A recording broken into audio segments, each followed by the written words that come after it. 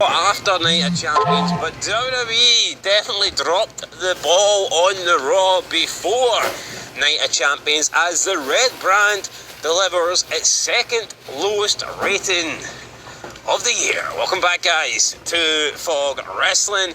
And Monday Night Raw is in the shitter. It is down the toilet to the surprise of absolutely nobody.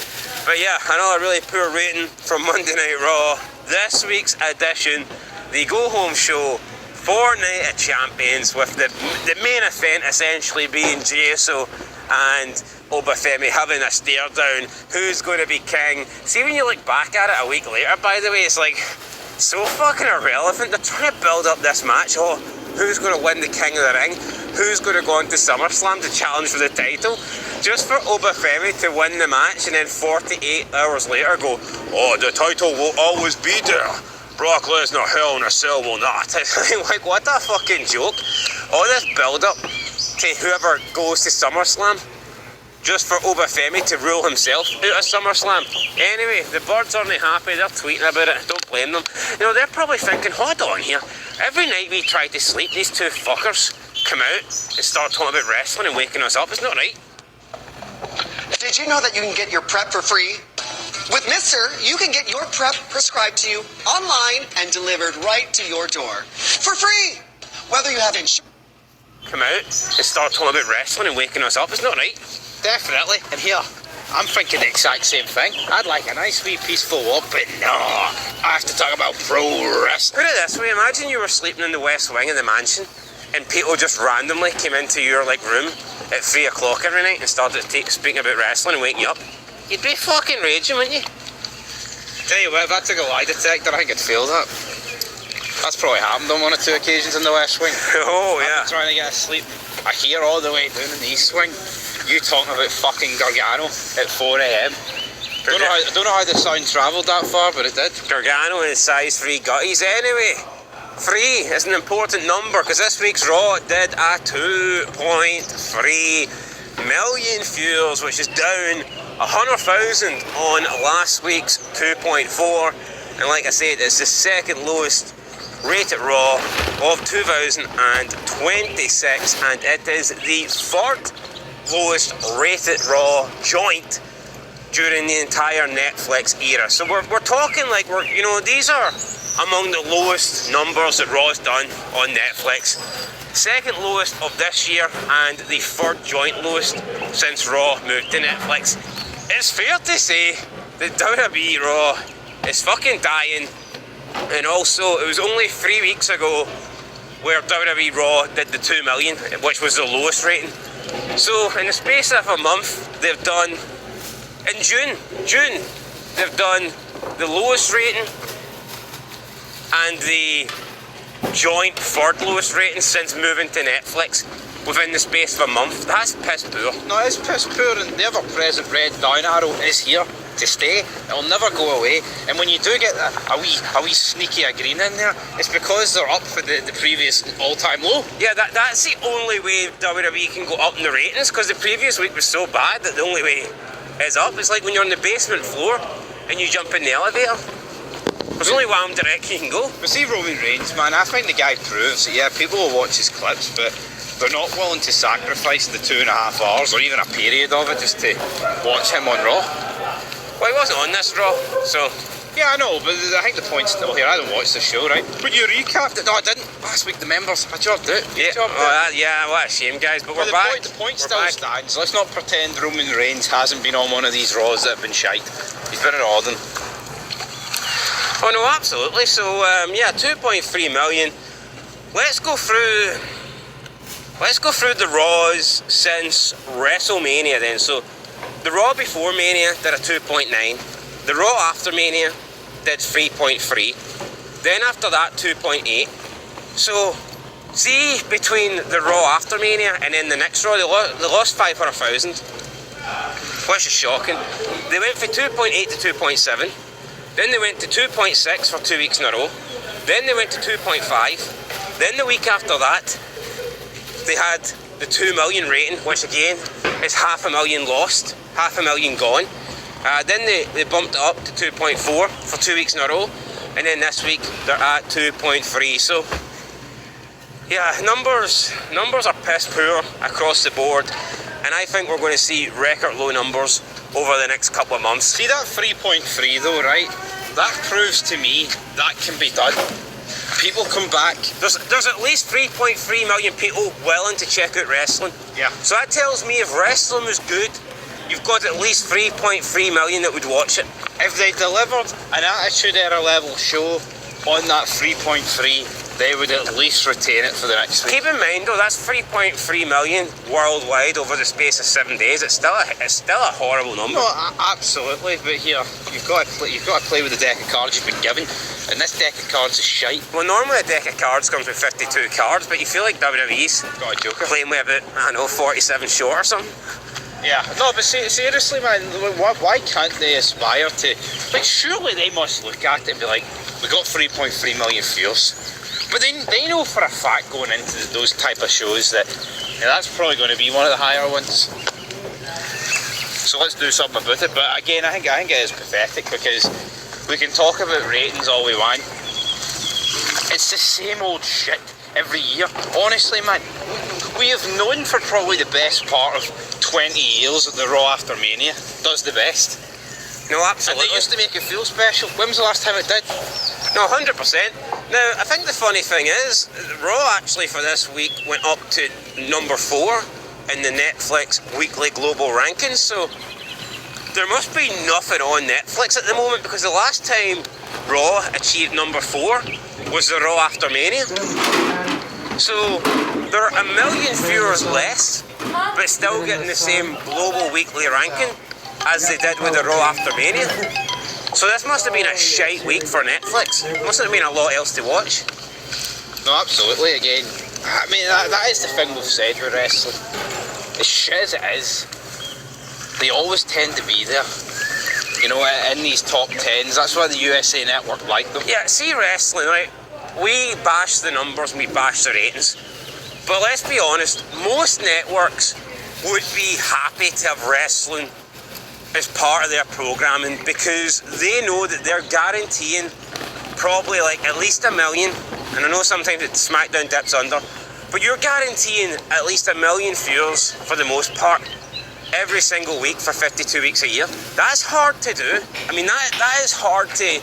There's not many shows or programs that can actually do that. So even though the wrestling numbers are way down on what they used to be, wrestling still offers any network 52 weeks a year of probably at least 1 million viewers, which not everything else can do. I mean, you look at like some TV shows, some of the TV shows that we've watched, right, over the last few years, you're maybe talking like 6 episode seasons, and the numbers are like maybe 300. You look at like Dead City, Daryl Dixon, you're talking about 300,000 viewers here, and that's for 6 episodes. That's for 6 weeks out of 52.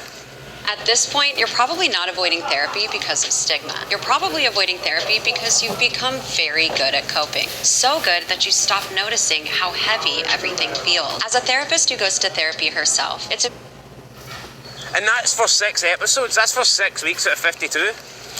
And you're talking like, you know, a quarter, a third of what wrestling gives you. No, absolutely, and that's why it is a safe bet. But like, why it sucks is because of the money they charge. Oh, absolutely. The extortionate amount of money that WWE and charges. eventually they will run out of networks, but will it happen anytime soon? Probably not. Like, see if WWE were charging Fox a fair amount, Fox would probably be happy to continue having WWE on their programming. Yeah. No, they would, eh? See if Netflix and ESPN weren't fucking being charged crazy amounts of money. But see, Fox, what was the number they wanted? 5 mil? 4. Right. You don't... But see, that just tells you how flawed it is, right? CW wanted 1 million as well, and they've never achieved it once. See, Fox, they could have reached out to me and you back in the day, 7 years ago, and went, do you think WWE is going to be able to... No. No. But they've got board members, they've got people in that company, in that broadcasting company, man, they'll be making hundreds of millions. They don't have a fucking clue about wrestling, and it's set them back with so much money there. They didn't even hit 4 million on the debut, and they had like The Rock and Brock Lesnar, Cain Velasquez, Tyson Fury. Yeah. I think was Stone Cold on that show. I don't think he was. We had a ladder match, you know, all that shite. Brock Lesnar a title match, you know. They went all out and dropped the ball. But yeah, we can talk about how shite wrestling was 7 years ago. I think it's time to get into how shite it is right here, right now. Yeah, let's get into the clips then, and we'll see what is happening, guys, from this week's show. So, Monday Night Raw. That's the one. Monday Night Raw. The highest viewed clip of the week was Obafemi to Jey Uso saying, "You're not the family member I'm worried about." That's got 1.2 million views. Talking about Big Jim. He's worried about Big Jim, guys. In case you were wondering who, it's Big Jim. I was going to say nobody's worried about Big Jim, but LA Knight lost him this week, so that kind of sums up how his career's going. LA Knight needs to call it a day. Yeah. Yeah, no, he seriously does, man. But anyway, that's for next week's show. But here, Or the members' recaps bit. Come on, pay up. yeah, but here, that got 1.2 million without Roman Reigns. We're fair here, we don't lie. We need to give Obafemi credit. This guy seems to be hitting 1 million viewers every week. And Yeah. pretty much the only other guy that we see doing that is Roman Reigns. But see, they need to strike with the iron top, man. You can see him beating Brock at SummerSlam, and then they'll wait to Mania. And by that time, it's dead. Honestly, the actual effect it will have on this Obafemi guy, if they wait until Mania to crown him as a champion, it needs to be the first port of call after SummerSlam. Agreed, but they won't because they want to save it for a big pay-per-view. Oh, we can't do it at WrestlePalooza. Oh, we can't do it at Crown Jewel. Oh, we can't do it at a shitty pay-per-view. No, you need to. Smart fucking business. They should just have, after Oba beats Brock, assuming he does, they should just come out the next night on Raw and like, right, I want my title match now. Absolutely. Definitely, that's what they should do. 1.2 million though for Obafemi, and he's there. He's there every other. Is that Obafemi charging towards us here? Fucking better know we. Are you talking about the ruler, Obafemi? Can't really tell, guys, when it's... I was going to say it's dark, it's no dark. Your eyesight is shite though. I think it's just the best of the path, isn't it? Yes. Right, anyway. Second... You're going to Specsavers, Yeah, Stevie. definitely. I mean, I'll agree with that. Second spot on the list, we've got Street Profits capturing the tag team titles with help from Seth Rollins and Joe Hendry. How the fuck is that second? This got 709,000 viewers. Enjoy it, Street Profits, because I don't think you'll ever get this again. Only reason it's that high is because the two that helped. And it's a title change. And it was the main event. Yeah. But, yeah, other than that, Get that on the way back, yeah, but no, seriously, man, the Street Profits are guys that should have been fucking... I mean, people think, well, they've only been in it 3 years. No, they've been fucking in it about 8 years. it's mental. Like, the Street Profits have been in WWE like longer than us. Yeah. In terms of its active run. I mean, honestly, man, how many people in this company are so fucking stacked? It's unbelievable. Pretty much everybody. Right, third spot, Solo Sikoa hits Jimmy Uso with a Samoan Spike to hand LA Knight a win. Ah well, LA Knight would lose next week. Images that precede unfortunate events. Holy shit, so wait, that's back to back, fuck me.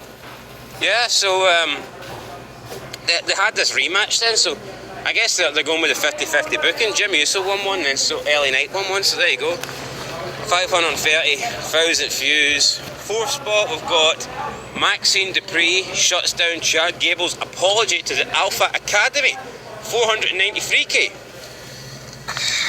Oh, people are pretending that Chad Gable's like a rock star. Fucking, it needs to get, who cares about any of this? It's all like over a year ago. Think how much wrestling used to move at a pace back in the day. No one cares what you did last year. But now we're supposed to care about what Chad Gable did he?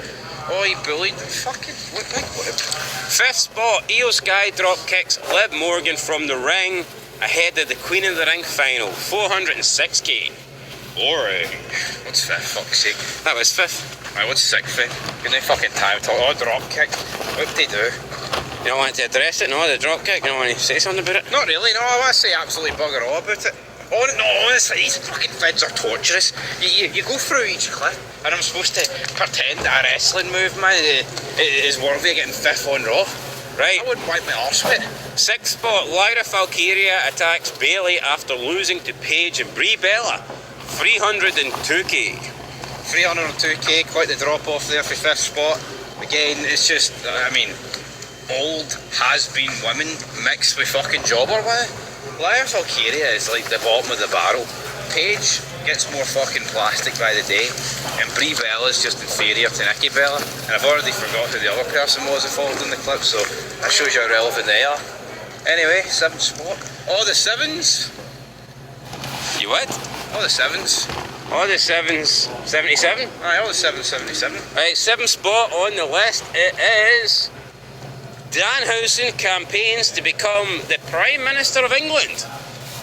Even though technically it would be the Prime Minister of the UK. Yeah, again, the American. I mean, they can't even get it right there. Tell you what, I don't like Danhausen, but he'd do fucking better than that traitorous fucking scumbag bastard Keir Starmer that should be tried for fucking treason. 100%, can't really add anything else to that because it was 100% true, so we'll just move on. Fuck Keir Starmer. See when people say, oh, he's a wanker? No, that's not doing him justice. You know, a wanker can be someone that's just a wee bit unlikable at times. Keir Starmer is an evil bastard. He doesn't deserve to breathe air, so... There you go, guys.